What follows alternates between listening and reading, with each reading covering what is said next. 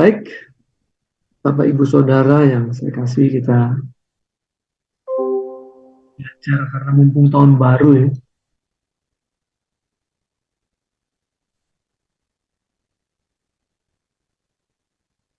Nah, tahun baru ini temanya biasanya orang buat resolusi ya.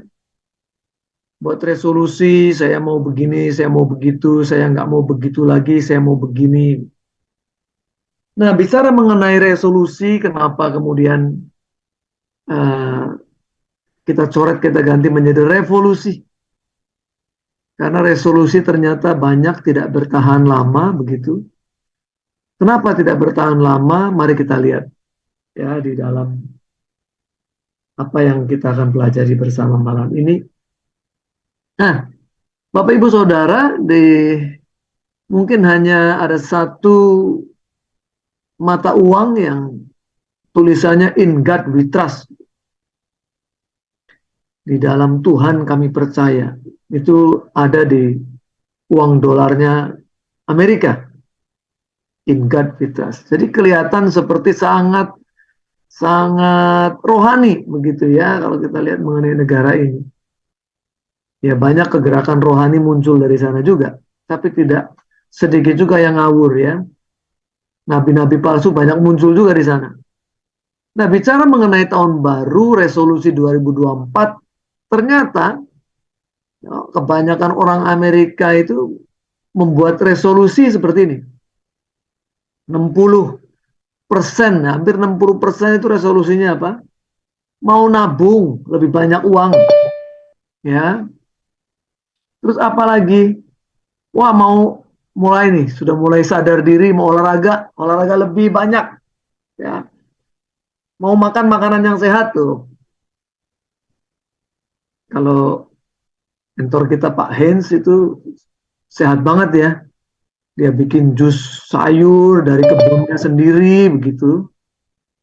Luar biasa.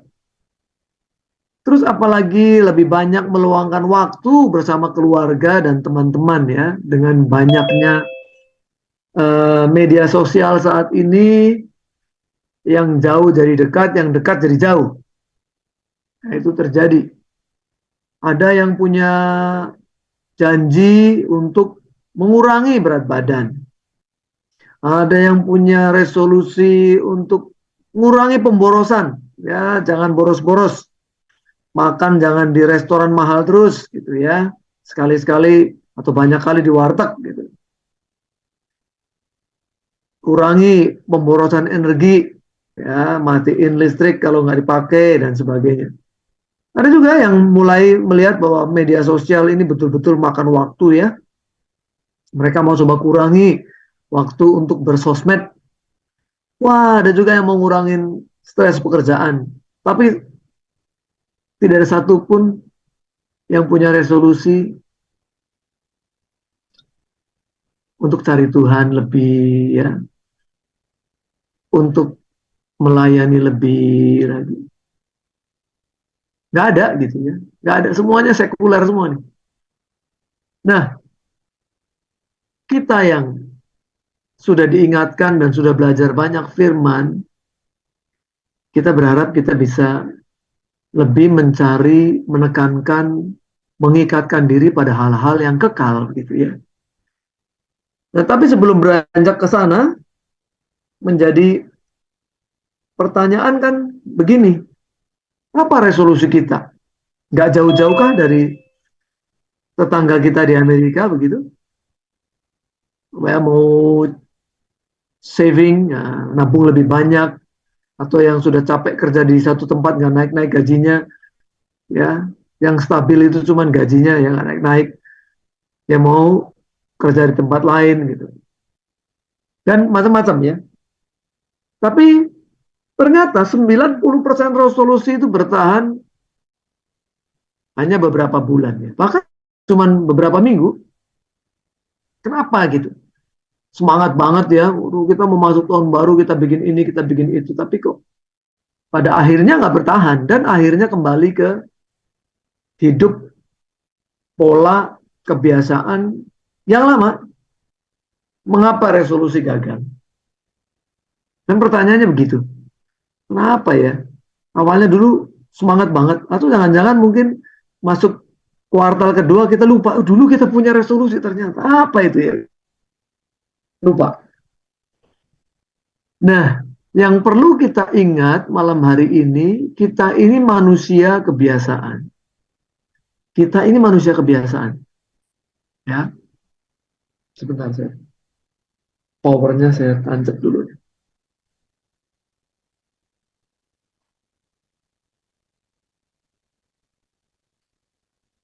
Kita pertama membentuk kebiasaan kita, tapi lama-lama kebiasaan itu yang akan membentuk kita. Ya, akan berputar begitu siklusnya. Nah, kenapa resolusi itu banyak gagal?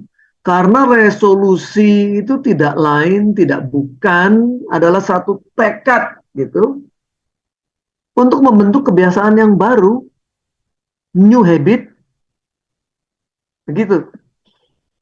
Kelihatannya sederhana, tapi sulit. Kenapa? Karena mengubah kebiasaan itu tantangan yang sangat berat untuk manusia. Maka manusia itu enggan dan malas berubah. Karena mengubah kebiasaan itu mudah diucapkan, tidak mudah dilakukan. Apalagi kalau di dalam lingkungan yang orang banyak di dalamnya tidak berubah, ada satu orang ingin berubah, sulit. Karena dia akan dipengaruhi oleh lingkungannya juga. Contoh apa? Misalnya ya, orang punya komitmen saya mau berhenti merokok misalnya gitu ya. Buat kita yang nggak merokok, apa susahnya sih nggak merokok gitu? Apa sih susahnya nggak merokok? Karena apa? Karena kita juga punya kebiasaan tidak merokok. Dan untuk merokok itu kebiasaan baru yang buat kita juga sulit. Nah sebaliknya dari kacamata perokok, untuk berubah menjadi bukan perokok, setengah mati. Makin sulit di lingkungan dia semua perokok. Kalau misalnya niatnya saya mau berhenti rokok karena ngirit lah, mau ngirit. Aduh kalau saya bisa uh, hemat misalnya satu pak rokok itu 50.000 gitu. Wah biasa merokok 2 pak, saya nggak ngerokok sehari itu bisa berhemat 100.000 begitu. Tapi kemudian ada temannya yang menawari, oh kalau yang ini oke, karena apa? Karena gratis. Saya nggak perlu beli, saya nggak mengeluarkan uang. Akhirnya apa? Nggak bisa berhenti. Karena lingkungannya bisa menawarkan apa yang selama ini dia coba hindari. Gitu. Nah berubah itu sulit, maka harus ada pendorong yang lebih kuat dari sekedar semangat, optimisme, semangat, semangat tahun baru. Mau tahun baru kita buat resolusi begini, kita harus optimisme, pasti bisa. Wah, hanya sekedar semangat. Akhirnya melempem ya, seperti kerupuk masuk ke dalam air. Jadi loyo lagi, ya. Nah, kalau itu nggak cukup, maka apa yang membuat itu bisa akhirnya terjadi? Dobrakan itu berhasil. Maka harus ada penderitaan. Kok bisa gitu? Bahwa menderita karena tidak berubah itu harus lebih sakit. Menderita karena tidak berubah harus lebih pahit. Menderita karena tidak berubah harus lebih berat daripada kalau berubah. Dengan penderitaan itu atau pemahaman, pengertian bahwa akan ada penderitaan yang begitu, mending saya nggak menderita karena saya tidak berubah. Ya, karena kalau saya berubah, saya akan terhindar dari penderitaan yang sangat berat. Nah, ini kalau kita bisa menyadari ini, kiranya bisa menjadi penggerak, menjadi motor yang mendorong lebih dari sekedar semangat dan optimisme yang sebentar ada dan hilang dengan mudah. Maka kita bicara bukan lagi resolusi gitu. Kita bicara juga bukan evolusi perlahan-lahan. Tapi kita bicara revolusi mental, revolusi jiwa kita. Ya. Nah, ada empat hal yang ingin saya bahas terkait dengan bagaimana kita mau melakukan revolusi. supaya kita tidak biasa-biasa saja dan akhirnya tertanam di dunia ini, nggak pernah berpikir mengenai hal-hal yang kekal. Yang pertama, bagaimana kita bisa melepaskan diri jiwa kita itu merdeka dari kodrat duniawi atau kodrat dosa kita. Dari kebiasaan yang lama yang berkodrat duniawi atau kodrat dosa, pindah menjadi kebiasaan baru yang punya kodrat ilahi, yaitu serupa dengan Tuhan Yesus. Itu yang pertama. Yang kedua, cara pandang yang lama, ya, kebiasaan yang lama itu fokusnya hanya kepada hal-hal yang fana. Hal-hal yang fana itu apa sebetulnya? Yang kelihatan depan mata, tapi kemudian sirna, kemudian lenyap, menjadi fokus kepada hal-hal yang kekal. Yang sekarang mungkin nggak kelihatan, tapi pada saatnya nanti justru itulah yang akan kita lihat, yang akan kita nikmati. Yang ketiga, itu cara kita berpikir yang lama, yaitu apa? Berpikir memikirkan diri sendiri. Apa sih untungnya buat saya? Menjadi kebiasaan baru selalu berpikir untuk kepentingan Allah dan kerajaannya, apa untungnya buat Tuhan. Yang keempat, tentu harus ada wujudnya. Tidak hanya berakhir di dalam pikiran menjadi pengetahuan yang tidak terejawantah dalam tindakan, tapi bagaimana perilaku, sikap, attitude yang lama menjadi sikap perilaku yang baru yang selalu bertindak itu berdasarkan kasih, berdasarkan iman, berdasarkan pengharapan. 4 poin ini kalau mau kita merevolusi mental kita, ya. Yang pertama, nah ini mulai saya baca banyak ayat, ya, karena sebetulnya semua kembali kepada Alkitab, dasar yang paling kokoh, ya. Firman yang tinggal tetap sekalipun dunia lalu, dunia lenyap, firman tinggal tetap. Bagaimana kita beralih dari kebiasaan lama di dalam kungkungan kodrat dosa menjadi manusia baru, kebiasaan baru, tentu yang berkodrat ilahi. Ya, dan kita akui bersama, suka nggak suka, sadar nggak sadar, kita semua sudah berbuat dosa. Sudah kehilangan kemuliaan Allah, ya. Kekurangan kalau kita dengar dari beberapa pengkhotbah, ya, eustereo gitu, ya. Nah, bicara mengenai kodrat ilahi yang saya cetak tebal, orang yang punya kodrat ilahi seharusnya bukan cuma tidak ingin berbuat dosa gitu, tidak dapat berbuat dosa. Satu gitu, ya, itu di dalam 1 Yohanes 3 ayat 9. Dengan mudah orang menyanyikan lagu-lagu dan mengklaim, wah kita anak Allah, kita ahli waris kerajaan Allah, klaim janjinya, klaim harta surgawi begitu, ya, kita ini anak raja akan dibedakan, kemudian menjadi salah kaprah karena dianggap anak raja minta makan tinggal mulutnya ngebuka, nanti ada apa namanya pelayan-pelayan raja ngasih makan, ya, tidur-tiduran teriak, nanti ada pelayan raja akan melayani begitu. Jadi keliru gitu. Keliru, dianggap karena kita ini anak-anak Allah nggak perlu kerja keras. Kenapa? Oh, kita beda dong. Kita kan anak Allah gitu, ya. Jadi akhirnya lebih parah. Orang yang mengaku anak Allah, orang-orang Kristen yang malas. Yang justru tidak menjadi prioritas untuk dipekerjakan. Malas soalnya, ya. Sementara ditekankan, setiap orang yang lahir dari Allah tidak berbuat dosa lagi. Sebab benih ilahi tetap ada di dalam dia dan ia tidak dapat berbuat dosa. Karena ia lahir dari Allah. Ini perjuangan, Bapak Ibu Saudara.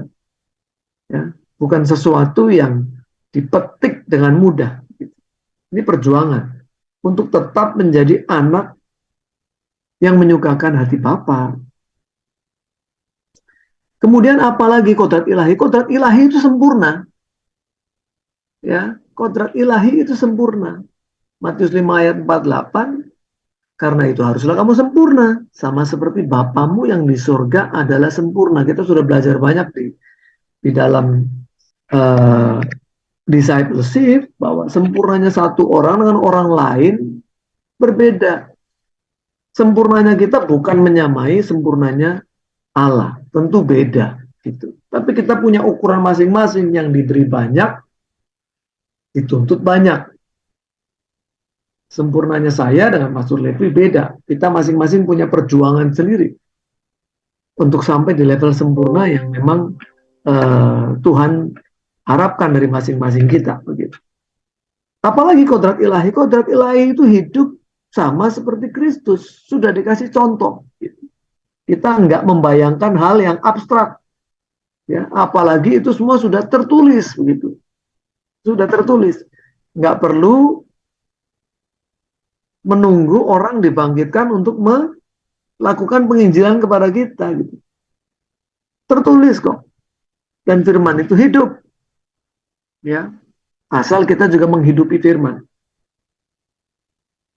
Apalagi kodrat ilahi, kudus, menjadi kudus dalam seluruh hidup kita. Sekali lagi, karena teladan kita Tuhan Yesus Kristus kudus, ya. Karena ketaatannya untuk hidup di dalam kekudusan, akhirnya beliau yang mulia Tuhan kita Yesus memperoleh kemuliaan, kuasa di bumi, di surga. Mudah? Tentu tidak. Ini tidak mudah, ini perjuangan. Perjuangan betul. Ya, untuk bisa, wah, ini mengalahkan kedagingan, ya. Jadi sekali lagi, kita ini kan bukan manusia daging yang punya roh. Tapi kita ini manusia roh yang dikasih tubuh daging, yang fana ini tubuh daging ini. Hanya roh yang Bapak percayakan, yang dihembuskan langsung oleh Elohim Yahweh yang mulia itu, yang akan kembali kepadanya, yang diminta dengan cemburu. Makanya kita harus jaga baik roh yang Tuhan percayakan. Jangan sampai rohnya malah kalah sama tubuh yang cuma sementara.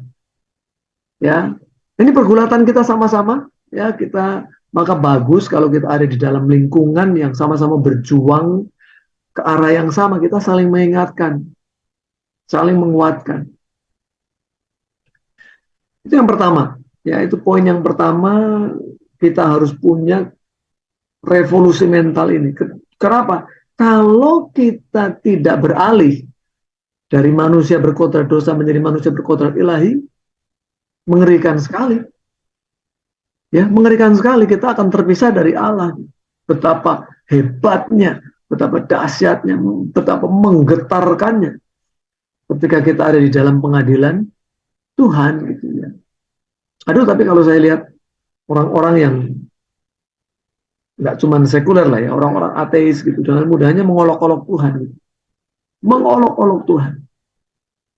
Dan saya selalu mengingatkan ya moga kamu terus sehat, terus baik, punya kesempatan untuk bertobat. Tapi ya dia mengolok-olok Tuhan.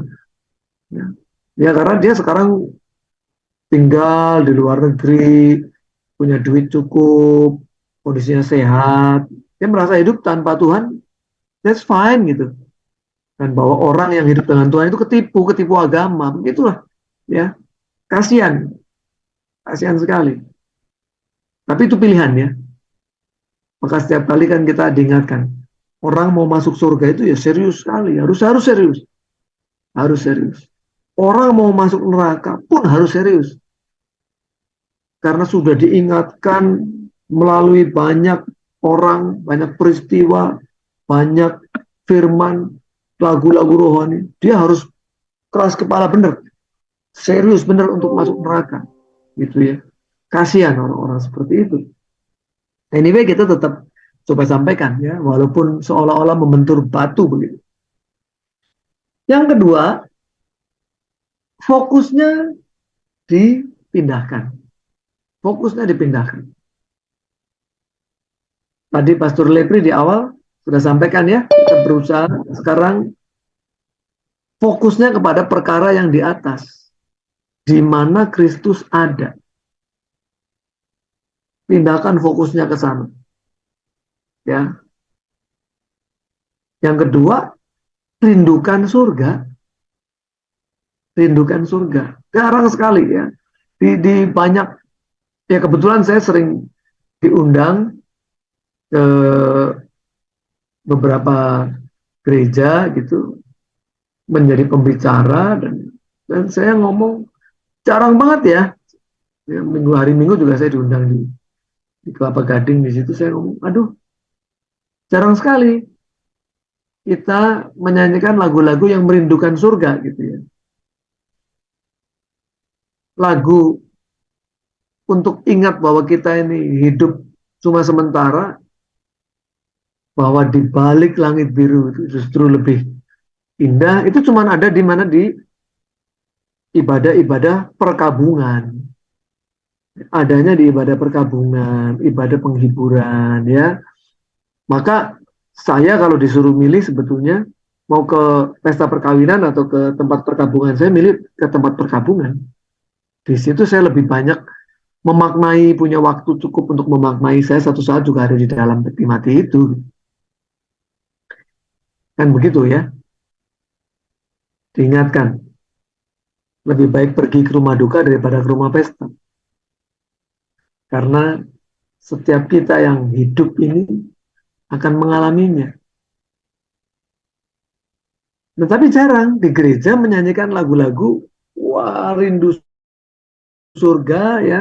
Jarang sekali. Yang ada di beberapa gereja malah mungkin hanya berkat gitu ya. Hanya berkat, kemudian Tuhan penuh kasih, itu aja. Dianggap dengan Tuhan penuh kasih, maka melakukan hal-hal yang mungkin banyak sekali meleset, menyakiti hati Tuhan, menyedihkan Tuhan, nggak kerasa gitu. Karena dianggap, oh semuanya kasih, Tuhan kasih. Ngeri ya. Jadi dinina bobokkan dengan khotbah-khotbah yang ya hanya menyenangkan kedagingan, justru membuat mereka jadi menetap di bumi gitu. Ya. Bukan musafir yang siap satu saat tendanya dibongkar. Nah, membayangkan kekekalan itu sulit. Membayangkan kekekalan itu sulit. Bapak Ibu Saudara, kenapa? Karena kita ada di dalam keterbatasan. Kita itu semua hidup di dalam keterbatasan. Semuanya punya ukuran ya. Kita mengukur tadi, makanya bicara mengenai tahun baru itu kan ukuran. Kali ya, ukuran waktu kita hidup hanya 70 tahun saja, kalau kuat 80 tahun, tapi itu pun penuh dengan penderitaan ya. Selain ukuran waktu juga jarak. Ya, semuanya tuh ukurannya ada jarak. Siapa yang bisa menambah sehasta saja umur hidupnya gitu. Kenapa? Karena kita nggak bisa membayangkan seperti apa kekekalan itu. Dan Allah Bapa kita itu ada di dalam satu dimensi yang kita tuh nggak pernah bisa pahami, kayak apa ya, sesuatu yang tidak ada ujungnya, awal akhir itu masih ada ujungnya. Ini sudah ya, pokoknya kita hanya bisa ngomong sejauh timur, sejauh barat. Kita berpikir bahwa timur sama barat itu yang paling jauh, nggak akan pernah ketemu gitu. Maka sejauh timur dari barat, tinggi langit di atas bumi gitu. Karena kita nggak pernah bisa membayangkan seperti apa sih Allah kita yang abadi, yang tidak dibatasi oleh ruang, tidak dibatasi oleh waktu, dan kita harus membayangkan itu. Bagaimana kita kemudian kok bisa ya memilih sesuatu yang hanya ya boro-boro satu titik, nggak kelihatan kali ya umur kita di bumi ini dibandingkan dengan kekekalan, ya nggak bisa dibandingkan, itu aja, nggak bisa dibandingkan. Tapi kok kita masih merasa wah ini segala-galanya gitu ya, orang itu kemudian bisa melakukan segala macam hal untuk menumpuk kekayaan dengan cara-cara yang kotor, bahkan bisa membunuh temannya sendiri hanya untuk mengambil hartanya mereka. Kasihan gitu ya, kasihan, sedih juga karena banyak orang yang nggak sadar kamu datang juga nggak bawa apa-apa, pulang nggak bawa apa-apa. Kenapa harus begitu jahat ya, dengan menipu, dengan waduh ya, kasihan ya. Fokusnya sangat duniawi. Nah, orang yang fokus pada kekekalan tentu kelihatan aneh karena apa? Dilihat dari kacamata yang fana, kefanaan. Sebaliknya kita yang sudah mulai bergeser ya, kita sudah mulai bergeser, kita mikir hal-hal yang kekal. Dia tidak melihat yang menekankan hidup yang fana juga kelihatan aneh, ya kan? Nah, tapi kalau kita kemudian sudah pindah dari kebiasaan lama menjadi kebiasaan baru yang selalu memikirkan, jangan sampai kita kemudian meleset lagi, tidak berpikir pada hal-hal yang di atas, hal-hal yang kekal, kita tidak lagi merindukan tanah air yang lebih baik, yaitu tanah air surgawi. Dan kita mulai nih, disinilah ujian kita ya. Kita sudah mulai bergeser betul kepada kebiasaan baru, revolusi yang mental eh, kuat sekali untuk kita bisa lepaskan yang lama menjadi manusia yang baru atau tidak. Ujiannya begini, ya. Ujiannya begini, setiap kita lakukan sesuatu kira-kira makin mendekatkan kita ke surga makin menjauhi, ya. Yang ketiga, revolusi mental kita 2024. Yuk kita mengubah pola pikir yang selalu kita ini apa sih untungnya buat saya? Mau melakukan ini apa untungnya buat saya? Ya, dibalik mulai kita pindahkan apa sih untungnya buat Tuhan? Apa sih yang menyenangkan saya gitu ya? Kita itu melakukan hal-hal seperti itu. Mulai dipikir apa yang menyenangkan Tuhan? Kalau itu menyenangkan Tuhan, saya menderita sebentar kok gitu. Tapi pada akhirnya kita dimuliakan bersama Tuhan dalam kekekalan yang saya tadi bilang. Kekal, udah nggak ada bandingannya. Nah pola pikirnya apa? Ya tadi 1 Tesalonika 2 ayat 4 ya. Bukan untuk menyukakan manusia, melainkan untuk menyukakan Allah. Berani, ya. Galatia 1 ayat 10, berani. Nggak usah cari perkenanan manusia. Sebab kalau aku masih mau mencoba berkenan kepada manusia, cari tepuk tangannya manusia, maka aku bukanlah hamba Kristus. Roma 12 ayat 1. Yang berkenan pada Allah. Ya, kita persembahkan tubuh kita ya, hidup kita yang kudus untuk apa sih? Yang berkenan kepada Allah, menyukakan. Itu ibadah yang sejati, bukan sekedar liturgi gitu ya. Kita sudah harus mainnya di higher platform ya, level yang lebih tinggi dari Pastor Lepri gitu. Kita main sudah di higher platform.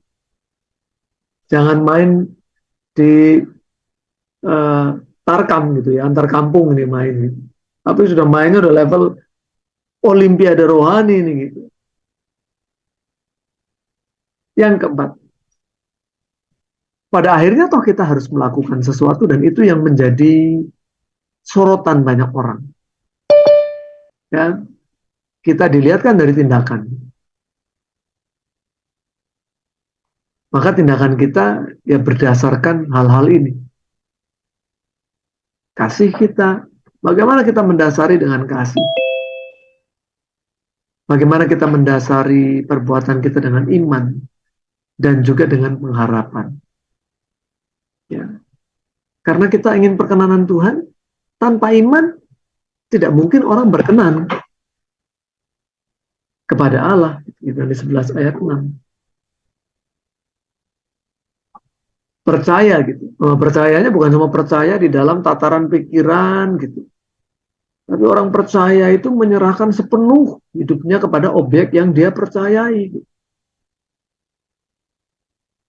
Terwujud begitu. Bahwa iman itu pasti disertai perbuatan gitu. Nggak cuma omong doang, saya beriman gitu. Tapi nggak melakukan apa-apa gitu. Mati ya, pada hakikatnya iman tanpa perbuatan itu mati. Itu kan seperti orang yang lihat orang lain kedinginan, cuman ngomong, jangan lupa ya kamu pakai baju ya biar hangat ya, udaranya lagi dingin. Lah ya mbok kamu kasih jaket, itu misalnya ya. Udah tahu orang nggak makan sekian hari, ya mbok dikasih makan, jangan, saya doakan ya supaya kamu kenyang, kan nggak begitu. Orang kan nggak kenyang dengan doa, orang kenyang ya dengan makan. Nah ini saya cerita juga nih. Jadi saya punya temen yang banyak berjuang di ladang Tuhan yang susah gitu ya. Dan salut gitu. Orang-orang ini kayaknya sudah nggak mikir memperkaya diri gitu ya. Bahkan mungkin cenderung kayak orang menyiksa diri kali ya. Kasihan gitu saya lihat sementara orang lain hamba-hamba Tuhan mungkin kalau di kota mah nggak kerasa merindukan surganya gitu ya. Tempatnya nyaman, jemaat banyak ya, nggak pusing. Tapi saya punya beberapa teman yang ada memang di daerah-daerah yang sulit di Nusa Tenggara, di Timor Leste gitu ya. Bahkan di Bali itu luar biasa perjuangannya ya, dia menghadapi serangan-serangan dari kuasa kegelapan di sana itu luar biasa. Jadi perang terus, tiap hari itu perang terus, tempur terus gitu. Nah ada satu hamba Tuhan ini dari Aceh ini. Kemudian dia sekarang tinggal di Nusa Tenggara. Saya kenal waktu saya pelayanan di sana. Karena sama-sama tidur di pastori gitu. Dia ngeletak di lantai gitu. Um, dalam kondisi susah dia tidak minta tolong. Dalam kondisi susah dia tidak minta tolong. Ya. Makan susah, waktu itu dia kos itu kosnya itu udah nggak dibayar sekian bulan. Tapi saya dapat kabar itu dari hamba Tuhan yang ada di Timor Leste. Ini Pak Sulaiman namanya. Dulu dia eh, bukan orang Kristen, terus kemudian dia percaya dia. Sekarang justru banyak menginjil untuk eh, kaum Kedar Nebayot begitu. Pak Roni itu Pak Sulaiman sudah berapa bulan nggak bayar kos. Terus dia ngerekam video diam-diam ya, sebab takut ketahuan gitu. Doa aja di kamar dia, doa. Pasti Tuhan tolong, pasti Tuhan kirim gitu. Wah, saya melihat begitu meleleh hati saya lihat, waduh ini orang ya kondisi susah dia nggak minta minta tolong. Kebanyakan beberapa hamba Tuhan di desa itu ya tahu kalau orang Kristen itu penuh kasih malah jadi kadang-kadang dimanfaatkan begitu ya. Tapi yang ini enggak. Dia pokoknya kalau ada penginjilan kemana yang dia minta nggak duit. Dia cuma Pak Roni tolong kirim Alkitab 20 atau apa. Saya kadang-kadang ngomong, itu Pak saya sudah transfer Alkitab ambil 20 di toko buku Immanuel tuh di Kupang gitu. Itu dia ambil gitu. Itu aja yang dia minta dia. Oh banyak loh ini anak-anak Pak. Kalau bisa Alkitab buat anak-anak karena anak-anak juga pada perlu pada pengen baca gitu ya, luar biasa.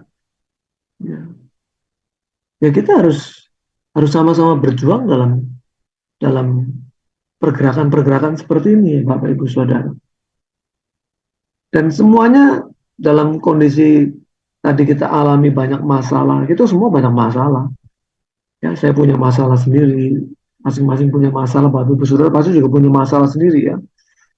Tapi kita jangan pernah kehilangan pengharapan bahwa Allah bekerja dalam segala sesuatu. Walaupun kita masih nggak paham, kok harus melewati begini gitu ya.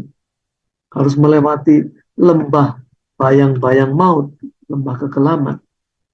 Tapi percayalah bahwa gada dan tongkatnya itu melindungi menuntun kita. Satu saat kita akan ingat ya, beberapa waktu lalu kita ada silver lining gitu. Wah, ternyata di balik awan yang gelap ini ada kemilau cahaya kemuliaan Tuhan, ada rema yang kita bisa pelajari dari setiap peristiwa hidup. Semoga mendewasakan kita gitu, tidak menghancurkan kita kan. Ingat bahwa tanpa kasih semua sia-sia. Apapun yang kita lakukan, kadang banyak orang yang uh, dia menonjolkan hal-hal yang buat saya nggak ada gunanya ditonjolkan gitu ya. Malah menjadi semu gitu. Ya, dia sudah mendapatkan upahnya. Upahnya apa? Ya orang tepuk tangan. Wah hebat, hebat ya orang ini hebat. Ya sudah, itu upahnya. Upahnya mendapatkan tepukan. Ya kita berharap kita ketika kita melakukan tindakan kasih kita, tindakan iman kita, tindakan pengharapan kita, Bapa di surga yang catat itu semua ya. Terakhir, teladan kita ya dari 4 hal itu ada di dalam diri Tuhan kita Yesus. Ketika dia dicobai oleh iblis, dia sudah tidak tertarik sama sekali di dalam kemanusiaannya ya, bukan drama itu. Dicobai iblis, nggak mungkin lah Tuhan Yesus jatuh, kan dia Allah. Kalau dia Allah, ngapain juga iblis nyobain? Nggak ada gunanya, ngapain mencobai Allah, ya kan? Tapi iblis tahu ini manusia ini, kita cobai ya, tawarinlah keindahan dunia. Kalau kamu menyembah aku, semua nih seluruh dunia ini dipercayakan, diserahkan kepada Tuhan Yesus. Loh, manusia, nggak usah seluruh dunia ya. Satu RT aja untuk bisa jadi ketua RT. Sekarang ketua RT digaji pula gitu. Wah, rebutan ya, politik sikut kanan sikut kiri ya. Kemudian naik untuk kelas kecamatan mungkin lebih tinggi lagi politiknya, kelurahan lebih tinggi lagi. Oh, apalagi presiden. Nah, ini karena kita apapun presiden, apapun dilakukan. Ya, berarti kan Tuhan Yesus tidak dalam kemanusiaannya tidak loh, ya, tidak mau ditinggikan, tidak mau disuap oleh iblis, gitu ya, tidak mau menggunakan sarana-sarana yang bisa dia lakukan sebagai anak kesayangan Bapa. Justru dia terus supaya Bapak terus sayang, supaya Bapak terus berkenan, dia tidak mau menyakiti hati Bapak. Dan dia lulus. Dia jadi teladan dalam kita revolusi mental bersama. Kiranya kita punya semangat, tidak sekedar semangat yang sebentar menyala dan kemudian lenyap.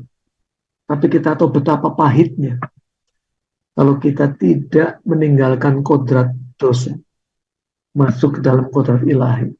Apalagi kita sudah pernah mendapatkan kebenaran ini. Jangan sampai kita meninggalkan itu. Ya, begitu Bapak Ibu Saudara, tetap kuat di dalam Tuhan. Yuk, sama-sama kita bergerak di dalam revolusi jiwa, di dalam revolusi mental ini. Selalu merindukan Tuhan, merindukan surganya Tuhan. Masalah sebentar, semua akan berlalu. Tapi jangan pernah tinggalkan kesempatan untuk selalu ada di dalam hadirat dan perkenanan Tuhan. Amin. Saya kembalikan ke Pastor Lebri.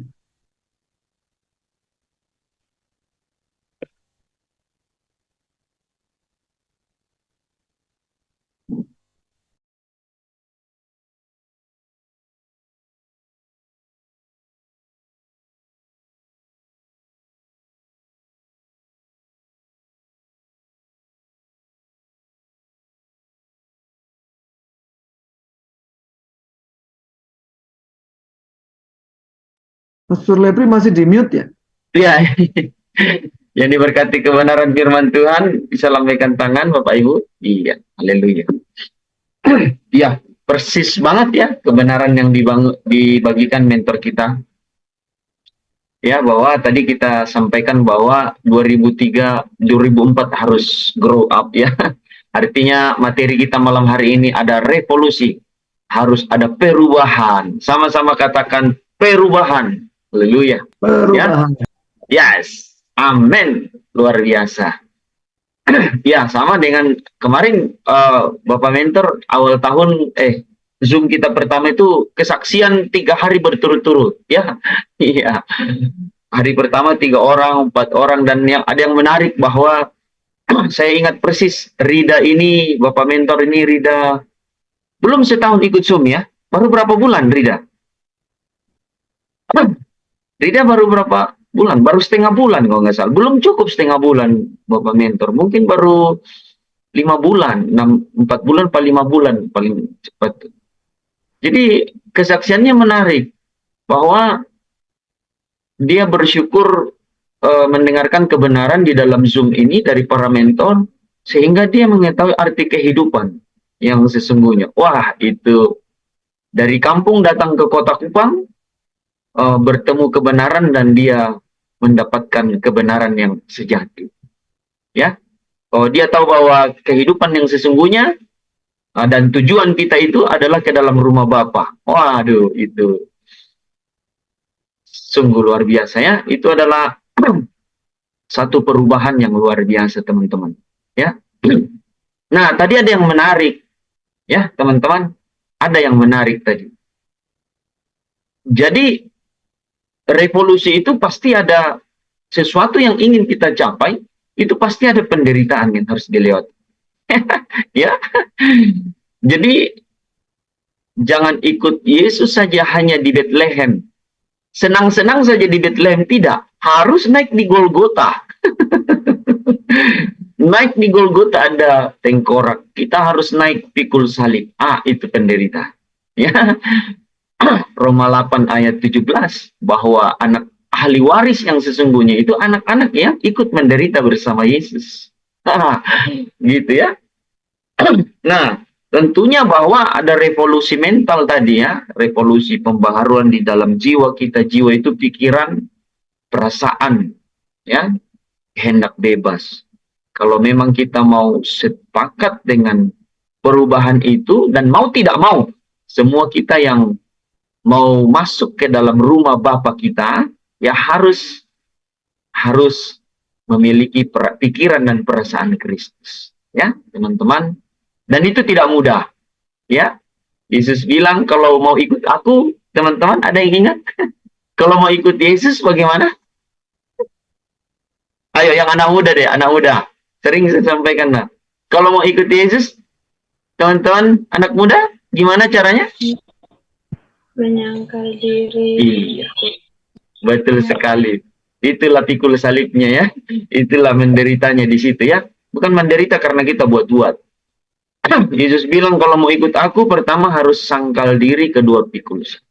Ya, semua kebenaran-kebenaran tadi sudah disampaikan. Ada yang mau memberikan pertanyaan? Silakan. Atau ada yang mau menanggapi? Silakan. Saya seperti tadi saya menambahkan. Teman-teman ada yang mau menambahkan atau mau bertanya? Silakan.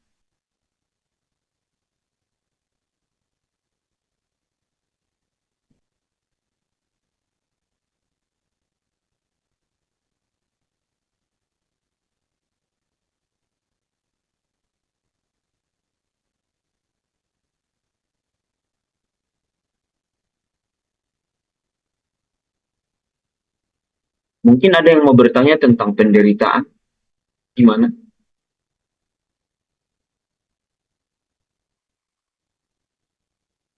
Atau teman-teman kalau sudah mengerti bisa menyampaikan seperti tadi, ya, apa yang teman-teman dapatkan di dalam materi kita nih? Silakan belajar menyampaikan sesuatu.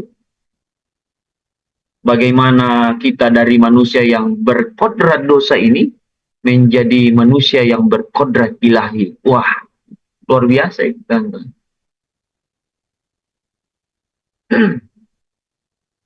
Kira-kira teman-teman menangkap apa tadi nih, anak-anak muda dari materi kita tadi?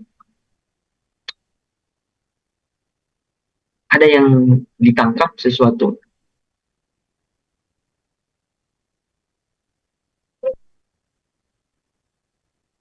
Kita tambahkan ya, Pastor Lebri. Silakan. Silakan. Nah, jadi ingat waktu Tuhan Yesus disalib, ya kemudian mati, itu murid-murid banyak yang memutuskan untuk kembali ke pekerjaan yang lama. Ya, jadi nelayan lagi lah, kira-kira begitu kan. Nah, tapi kalau kita lihat flashback ke belakang saat itu, waktu Tuhan Yesus bertanya kepada Petrus, apakah Petrus, apakah engkau mengasihi aku? Ya, Petrus jawab apa? Ya Tuhan, aku mengasihi engkau.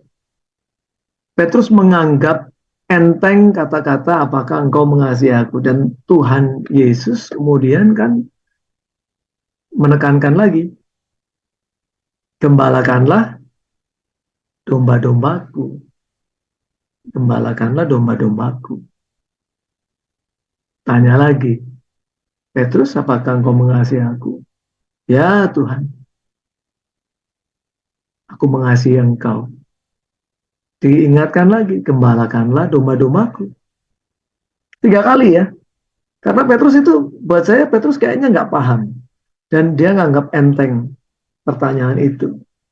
Tuhan Yesus tanya lagi, Petrus, apakah engkau mengasihi aku? Sampai dia, ya Tuhan, masa sih nggak percaya sama saya? Saya ngasih Tuhan.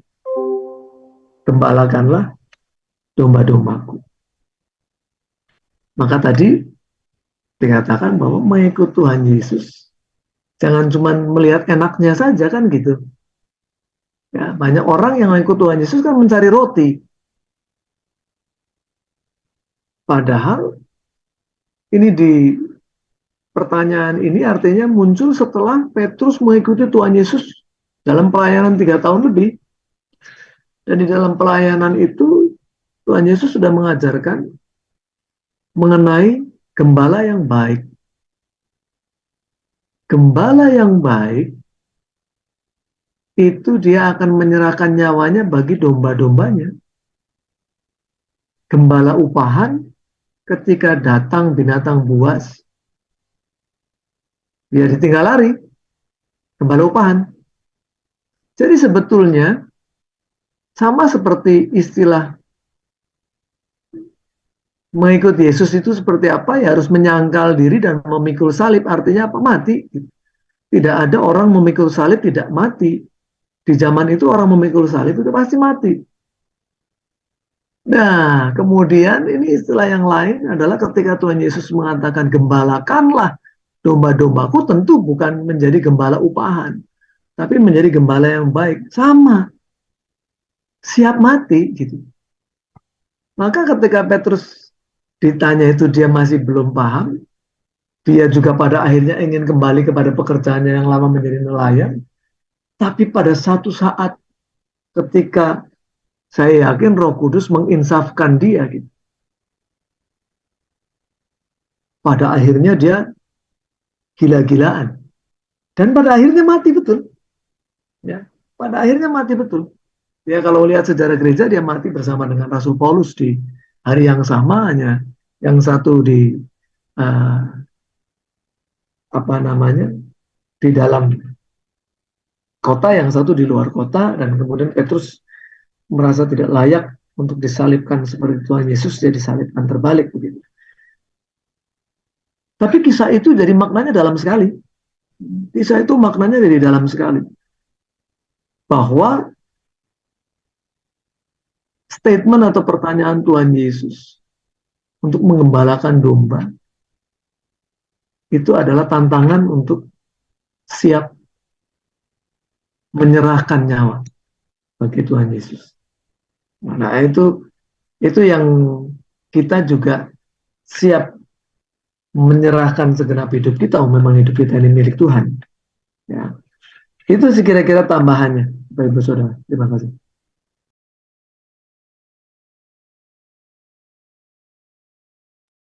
Wow, iya. Ini luar biasa teman-teman ya. Teman-teman ada yang mau kasih pertanyaan? Ada yang mau bertanya?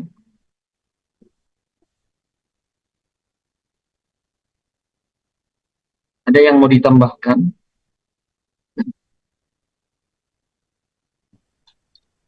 Baik, terima kasih untuk kesempatan yang diberikan kepada saya.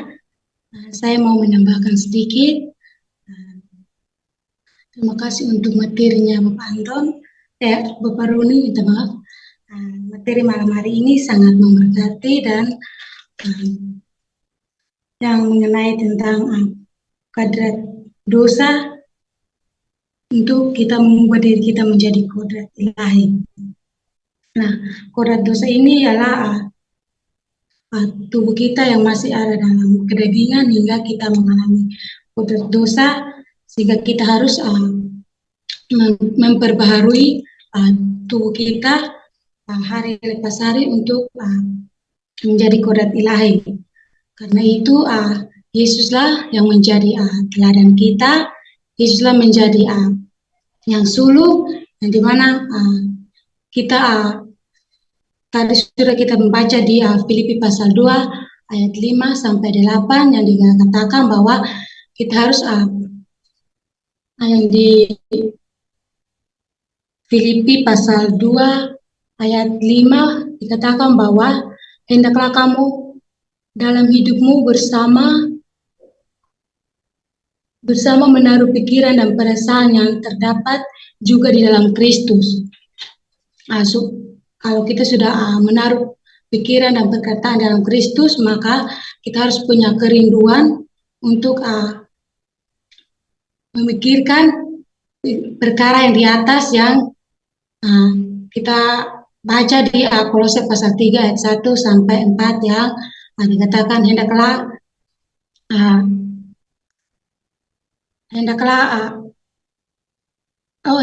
yang pasal 4 ayat 4 menyatakan apabila Kristus yang adalah hidup kita menyatakan diri kelak, kamu pun akan menyatakan diri bersama dengan Dia dalam kemuliaan. Jadi standar dari kodrat ilahi ialah hidup yang berkualitas, yang berstandar kemuliaan di dalam kehidupan kita hari lepas hari yang kita mengenakan teladan Kristus. Terima kasih.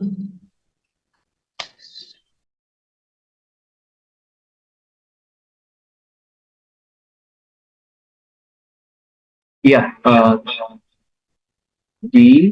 tadi itu ya. Jadi kalau begitu, coba Mira resolusinya apa tahun 2024? Boleh di-sharing yang agak umum, kalau yang private nggak usah. Ada nggak resolusi 2024?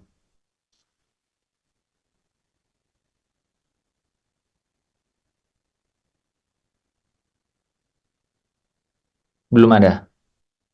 Oh, lagi mute. Terima kasih untuk kesempatannya. Tadi saya dengar bahwa resolusi itu adalah tekad untuk membentuk kebiasaan yang baru. Jadi saya pribadi kalau saat teduh dengan Tuhan, biasa saya dapat bisikan bahwa Mira, kamu harus itu sudah dari tahun 2023 dan sampai 2024 bahwa saya punya bisikan, saya dapat bisikan bahwa Mira kamu harus pikirkan atau kamu harus pikirkan atau merindukan perkara-perkara yang di atas, dan kamu harus melihat bagaimana hidup kamu harus bagaimana melihat hidup kamu dan hidup yang akan datang, bagaimana kamu hidup untuk memiliki hidup yang kekal. Jadi itu yang menjadi Resolusi. iya Bapak. Terima kasih. Oh, itu ditulis nggak? Mira tulis nggak resolusinya?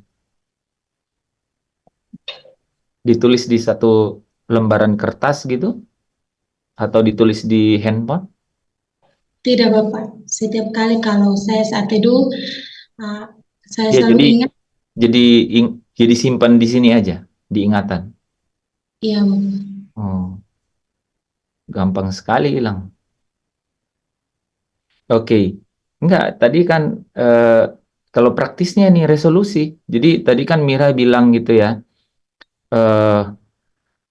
apa? Bagaimana untuk bisa hidup serupa dengan Yesus, gitu kan? Bagaimana untuk hidup taat gitu. Tapi kira-kira secara praktis gitu. Secara praktis resolusinya apa? Di 2024 pernah nggak tulis? Belum ya? Belum Bapak. Belum. Oke. Ini saya ngambil momen ini, Pak Roni.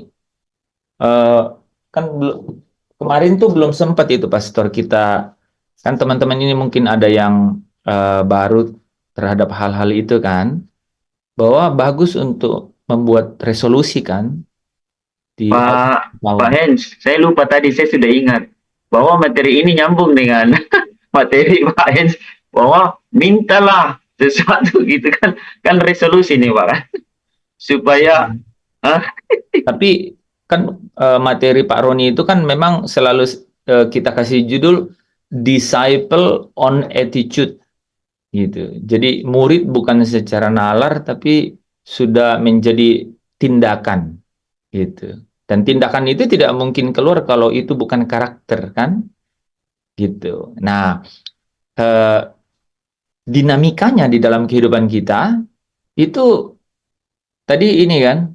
Tadi Pak Roni bilang, jangan-jangan baru masuk kuartal 2 kita udah lupa. Apa ya yang gue pernah janji ya? Artinya bulan April gitu. Pernah janji apa ya? Nah, kebayang nggak Mira? Kalau tidak pernah ditulis di mana, hanya ditulis di otak, itu kata orang itu tertumpu satu batu saja udah langsung loncat keluar itu barang kan? Gitu. Nah, ini praktis. Jadi kita selalu tahu kan materinya Pak Roni itu langsung mengambil bagian dimensi di benar-benar bagaimana kita di dalam perbuatan gitu, secara tindakan praktis gitu. Jadi teologi praktis. Ini ya. Hal besar di dalam kehidupan, di dalam dinamika kehidupan seseorang ya, mengenai bagaimana dia dapat mencapai target atau mencapai sukses di mata Tuhan kan. Tadi ada kata-kata ini ya, tidak lagi melihat apa untuk diriku tapi apa yang menguntungkan Tuhan gitu, apa yang menguntungkan Tuhan dan kerajaannya gitu. Nah, jadi saya tidak ke ini Pak Lepri, ke konsepnya lagi, tapi pernah nggak teman-teman, ada nggak teman-teman yang tulis resolusi 2000, jangan Bu Nur, jangan Pak Tadus ya. Ada nggak nih teman-teman yang udah tulis resolusi gitu? Ini 2024 saya mau ini gitu. Dari yang biasa malas bangun gitu, jadi mau rajin bangun. Dari yang doa paginya itu jam 9, itu bukan pagi namanya. Jadi jam 6 gitu misalnya. Ada nggak yang praktis saja? Ada nggak? Kalau tidak ada nggak apa-apa. Maksudnya kalau ada tuh pingin kita dengar gitu. Jadi bagus kan? Jadi inspirator gitu. Bukan motivator ya. Jadi maksudnya inspirator tuh teman-teman melakukan gitu. Udah nulis sendiri beneran. Ada nggak? Oke, siapa yang tidak gitu? Daripada siapa yang tidak? Saya ada. Ini kan mantap. Luar biasa. Pak Daniel apa nih? resolusinya 2024? Resolusi 2024 saya mesti satu sembuh, kedua saya tolak semua kedagingan saya mau lebih dekat lagi sama Tuhan yang kemarin tuh. Itu Bapak Tuhan tulis? saya ada di samping saya. Emang agak susah. Bapak Saya tulis nggak? Bapak tulis gitu? Tulis. Oh, oke. Nah, ini 2024 ada di buku nih. Saya taruh. oh, iya, nah ini bagus. Nih luar biasa ini, teman-teman. Ini contohnya. Tulis ada. Saya mesti taat. Mesti taat, Sembuh. mesti apa? Mesti taat. mematikan kedagingan ya. Matikan kedagingan. Ya. Saya mau lebih dekat. Tuhan ada, saya ada. Saya mau begitu saya tulis. Tuhan ada di samping saya selalu. Oke, ada yang seperti Pak Daniel? Saya tulis begitu doang. 2024 saya nggak mau kedagingan lagi. Saya lihat, saya nggak mau. Apa istilahnya apa, Pak Roni? Ada istilahnya itu? Terukur apa? Smart apa ya? Achievable, smart itu ya? Ya, smart. Smart itu spesifik. Spesifik. Kemudian M-nya itu measurable. Sebab measurable, apa yang tidak bisa diukur tidak bisa di. Ulang Pak. Tadi jadi spesifik, harus spesifik. Misalnya matikan kedagingan. Apanya nih? Nggak ke karaoke. Langsung tulis tidak lagi ke karaoke. Sekuat tenaga tidak akan pergi. Jangan ngomongin ke karaoke, kan karaoke nggak jelek ya. Tidak ke apa gitu, ke klub malam. Nah itu udah pasti jelek lah, ke klub malam ya. Itu namanya kedagingan udah saya tolak semua Pak Hen. Diajak kemana pun saya nggak mau. Yang negatif saya tahu ini negatif nih. Oh itu puter kilometer itu kedagingan itu. Kedagingan betul. Ini contoh spesifik tuh Pak Daniel, teman-teman ya. Ini kita belajar nih. Oh, itu kedagingan juga. Hati nurani saya itu kedagingan termasuk saya. Teman-teman, ini kita bahas ya, teman-teman yang masih muda-muda ini penting sekali ya. Kita ini sambil belajar dan sambil nanti dipraktekkan ya. Jadi coba kalau kalau sudah bisa juga di apa namanya di align itu apa ya direvisi lagi gitu ya. Apa sih mengenai resolusi itu? Jadi pertama harus spesifik. Contoh Pak Daniel tadi bilang itu putar kilometer gua nggak mau lagi. Gitu. Itu kedagingan. Buat teman-teman yang lain nggak relevan. Mungkin Yuli bilang, saya tidak pernah putar kilometer seumur hidup saya. Iya, karena memang nggak ada hubungan. Kilometer apa yang Yuli mau putar? Kan gitu. Kalau Pak Daniel itu penting sekali itu kilometer diputar oleh kan gitu. Jadi spesifik. Ini agak guyonan tapi mendarat nih teman-teman. Tuhan baik. Laku aja nih orang lihat beli mobil nggak pernah lihat kilometer saya loh. Jalannya banyak-banyak loh. 200 lebih, 300 lebih. Setelah Pak Daniel nggak komitmen untuk tidak putar kilometer lagi gitu ya? Enggak, saya gak mau. Saya sendiri, mobil bagus, emang di Pak salon. Dia nggak lihat. Jadi aja deh. Iya, tapi teman-teman jangan terjebak dengan ini pragmatisme begitu juga. Ya ada ya istilahnya hal-hal begitu ya. Tapi intinya yang prinsipal. Jadi secara spesifik gitu ya. Teman-teman itu buat spesifik gitu apa gitu ya. Jadi dibuat spesifik. Terus yang kedua terukur gitu ya, measurable nih dari Pak Ron itu spesifik, measurable. Jadi terukur gitu. Bisa begini loh. Bisa begini nih. Dalam tahun ini saya yang namanya berhasil itu saya tidak sama sekali putar kilometer. Terus kalau saya 1 kali putar kilometer itu namanya setengah berhasil gitu misalnya. Kalau itu jadi terukur, ada ukuran ya. Ada indikator namanya, indikator diukurnya. Terus achievable ya, A-nya itu kan, achievable. Ya, jadi dapat tercapai. Jangan juga tidak dapat tercapai gitu. Itu contohnya nih ya, Mira tadi bilang, yang tadi malam kan kita bilang kan, sampai sekarang ini aku belum menjadi